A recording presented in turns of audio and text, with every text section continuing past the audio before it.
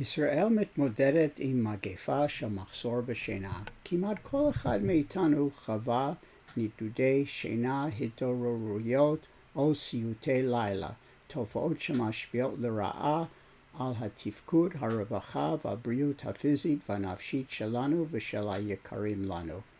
החדשות הטובות הן כי בעיות שינה אינן גזירת גורל.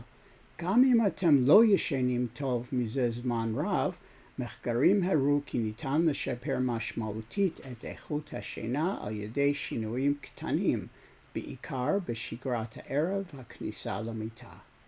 המטרה של היוזמה שינה טובה יותר, עתיד טוב יותר, היא לשפר את איכות השינה של כל אזרחי ישראל.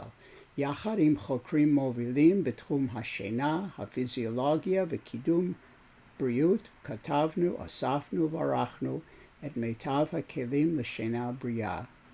אלה שהוכחו מחקרית שיכולים לשפר משמעותית את איכות השינה של כל אדם תוך מספר שבועות בלבד.